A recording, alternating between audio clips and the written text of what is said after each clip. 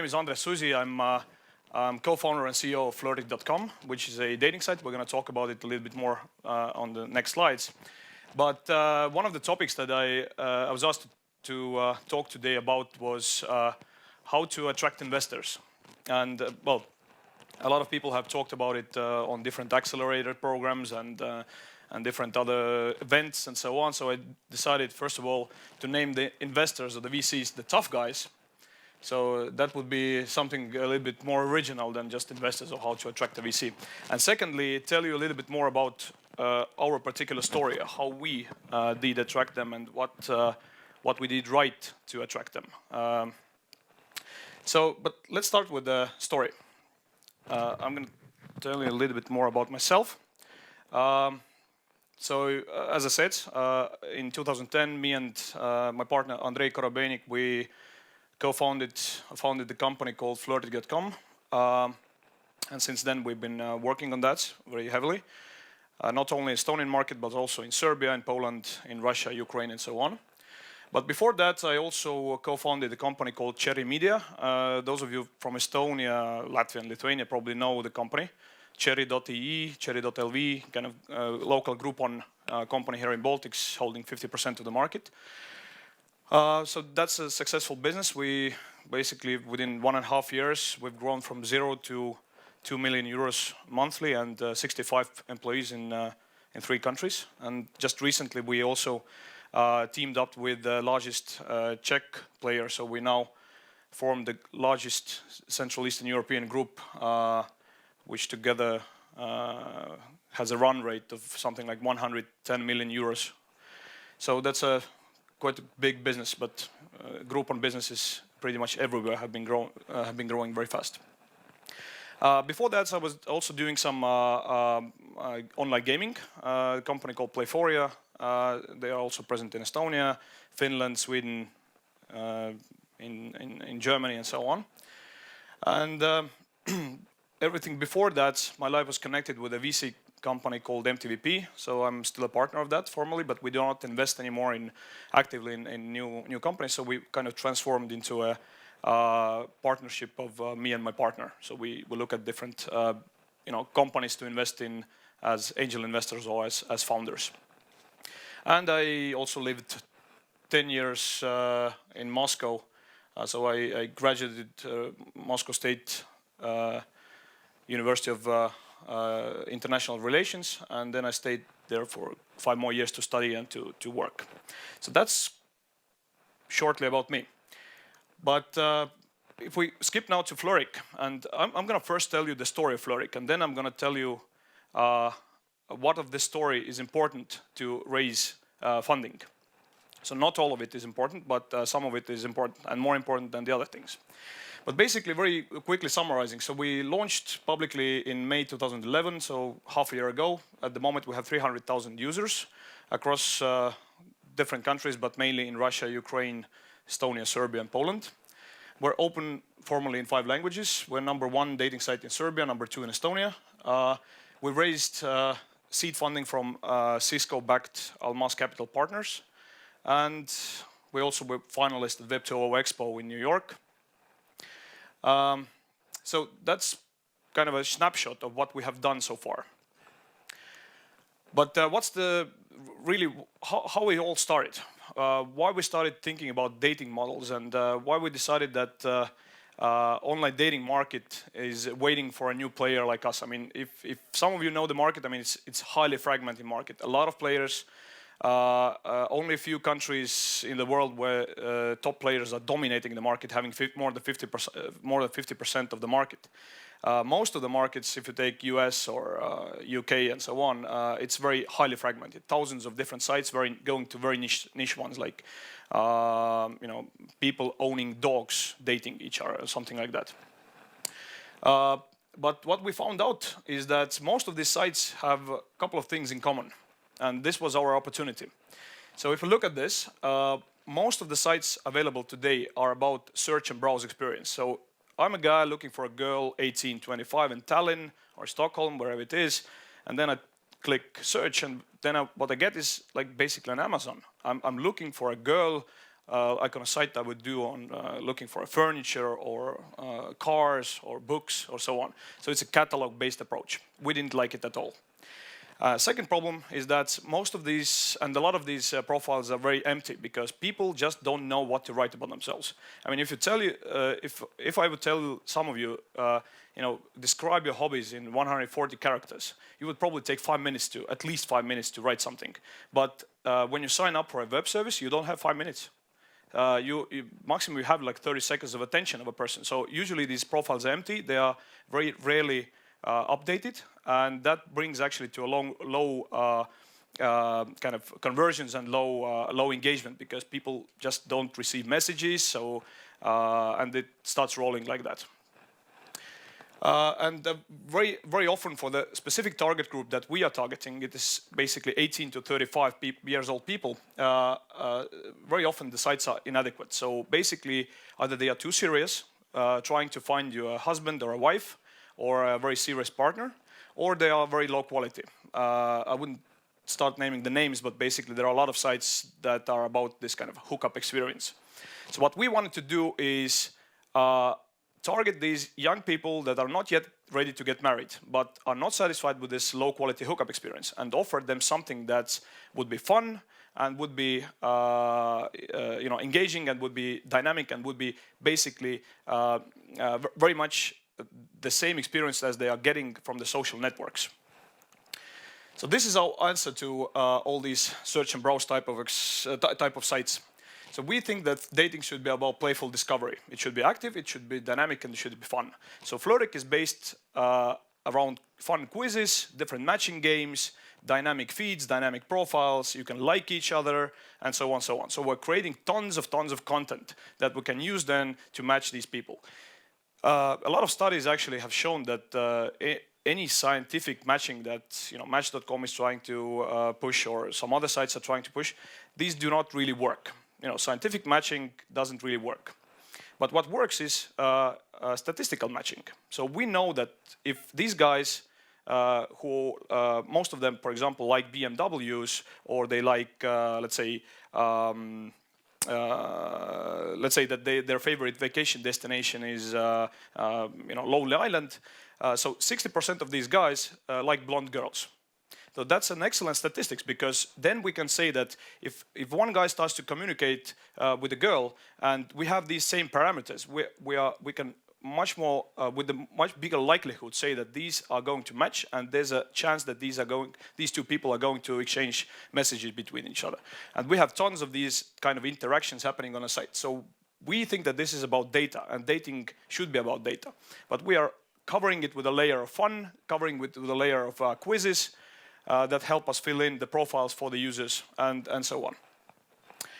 So just to summarize, we think that dating experience should be very laid back. This is the Flirtic way of dating. You just have fun, take the quizzes, play the games, and Flirtic will start suggesting you people you might like.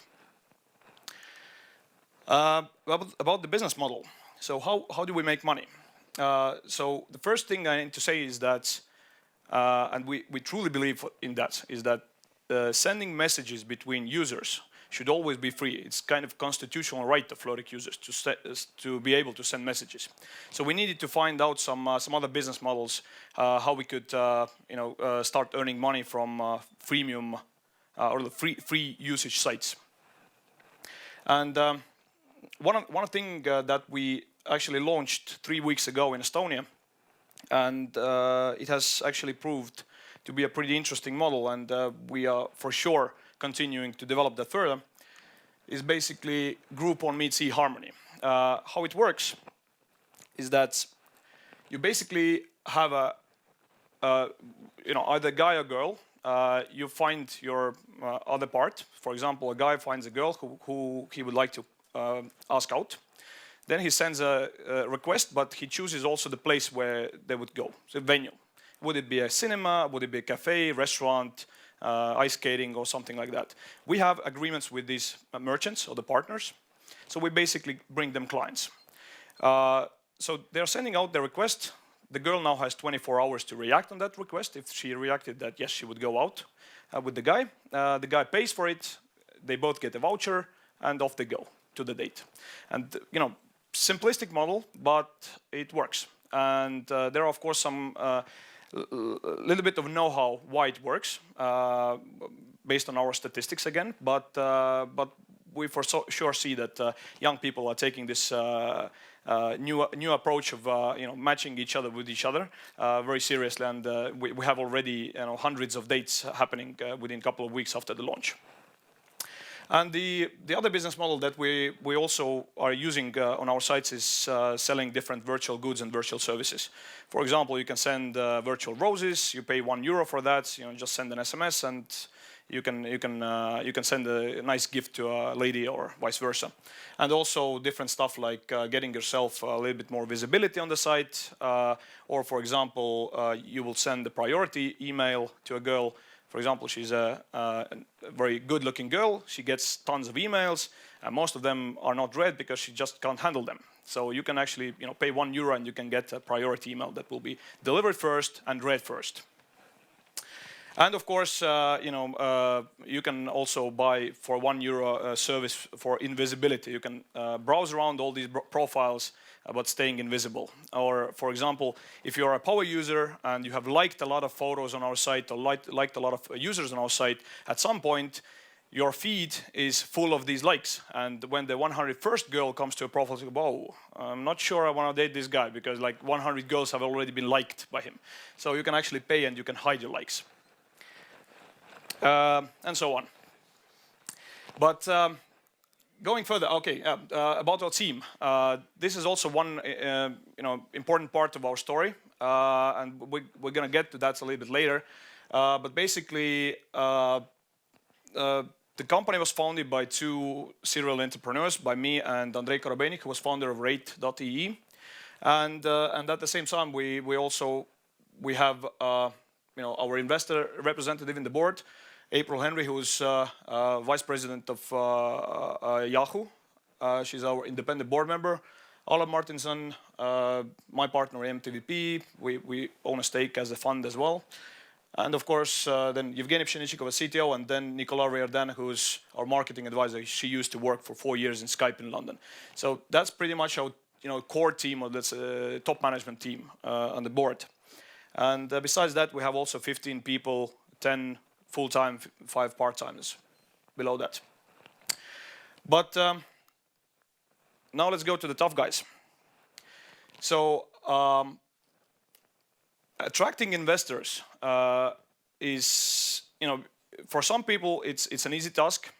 Sometimes you just hit the nail and you just hit some kind of very interesting business model and it starts growing, and investors start chasing you.